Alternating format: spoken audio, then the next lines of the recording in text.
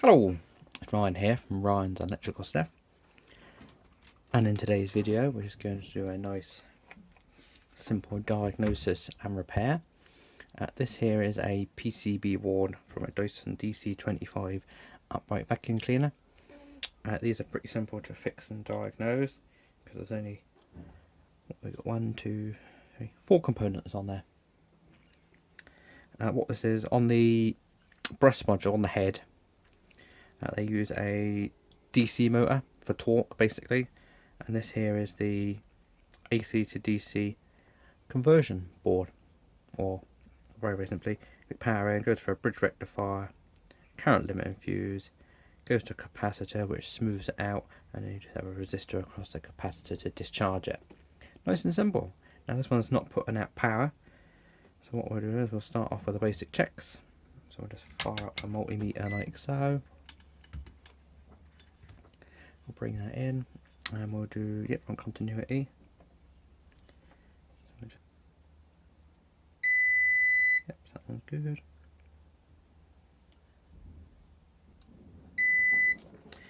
That's good. So we've got good wires. I'll flip it over, we'll check the bridge rectifier. So we're on diode mode. We get in something that way. Something that way. Swap these over. Nothing that way. Nothing that way. Nothing that way.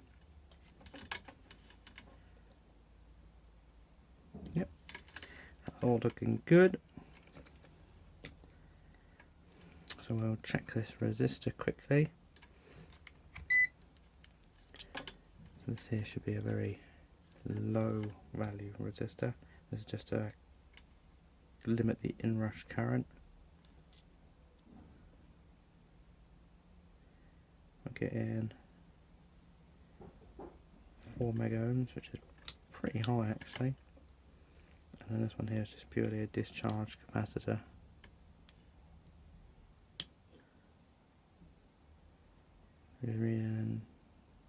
And we've got the capacitor across it. So from this diagnosis, I reckon this resistor here is faulty.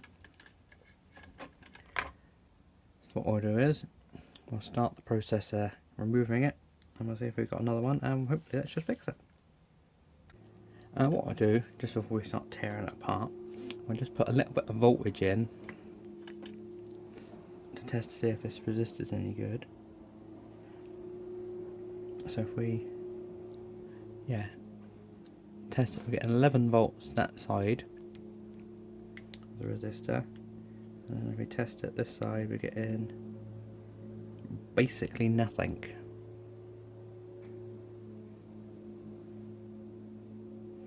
I get a minus a volt. I'll say that this resistor is faulty. What we'll do is we'll fire the soldering iron up, get that desoldered, and we'll go from there. So we've got the soldering iron heated up. What we'll do is we'll just flow a bit of fresh solder on there.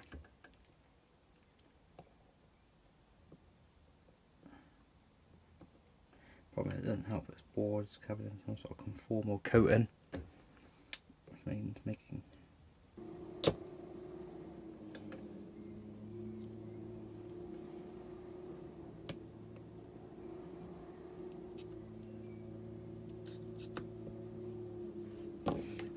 we got that out. The problem is this like conformal coating they put on here is just horrible stuff. You can't really scrape it off very well. And I glued it down as well, that doesn't help. Let's see if we can see a reading on there. It is. I don't know how the camera's going to pick this up, but this is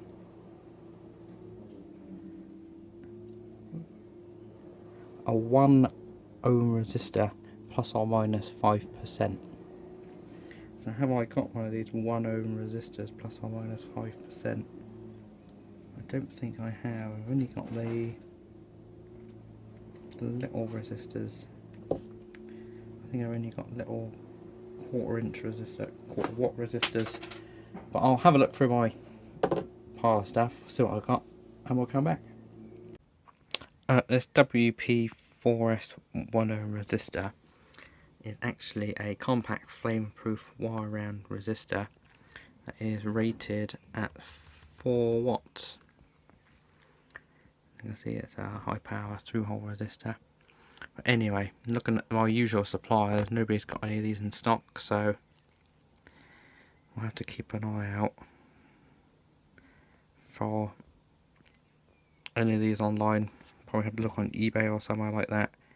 My usual suppliers, they will have like a minimum order quantity for components, and if it's not a company I use very much, I'm probably not going to order anything for a little while. So unfortunately, we're not going to be fixing this one in this video, so we'll probably move on to something else.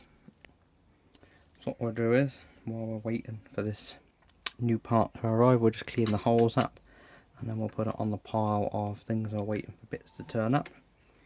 So I'll just put a bit of fresh solder on each end. We'll bring in my solder sucker, and hopefully we should be able to suck solder out the holes.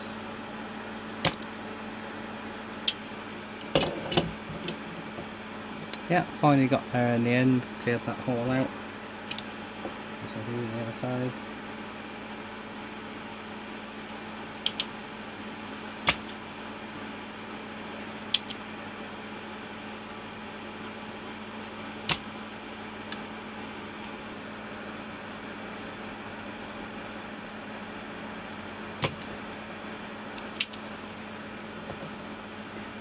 Clean the other side holes out now.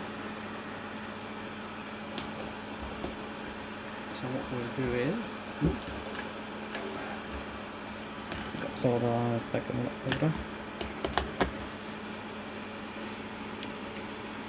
So yeah, that's the two holes nice and cleaned out.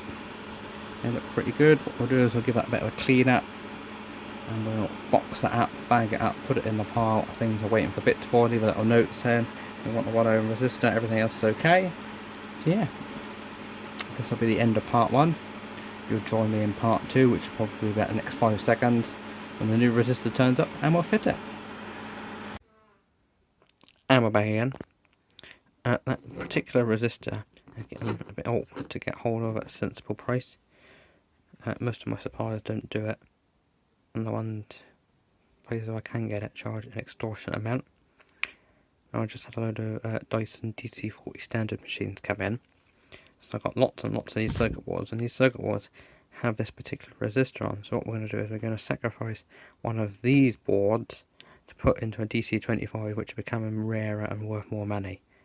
So what we'll do is we'll desolder this resistor, and then what we'll do is we'll test this resistor first, then desolder it, then we'll put it on the DC25 board, and hopefully that should be enough to fire it up. What we're going to do is I'm going to start the process of desoldering this resistor. I'm watching this, it's got conformal coating on, so I'm going to sort of try to burn that off.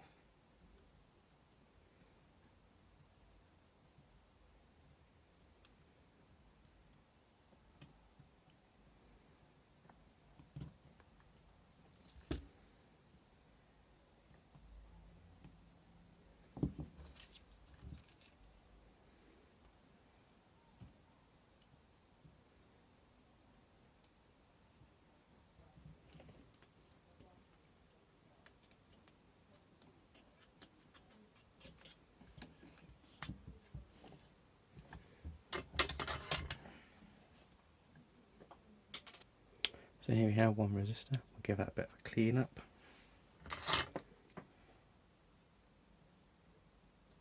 So now we've got a bit cleaned up, we'll put that on the new board and we'll go from there.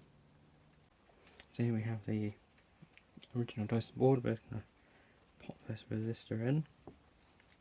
Hopefully we've cleaned it up enough that it'll just slot into the hole.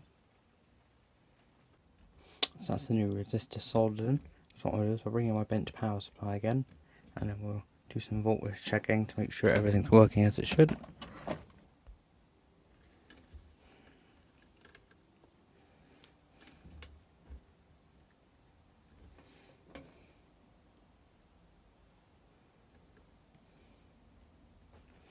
So we're getting 11 volts that side. I'm getting 11 volts that side. And then we're getting across. Basically no drop across, which means that resistor is good. So if we check the output wires, and we can see on the output wires we get 11 volts, which means that board is now fixed and ready to go. So what I'll do is I'll give it a bit of a clean up, and that'll do. So yeah, that's the end of the video, repairing this Dyson DC25 board. If you thought this video was interesting, drop a like, maybe drop a comment, or maybe subscribe. So yeah, thank you very much for watching, and goodbye.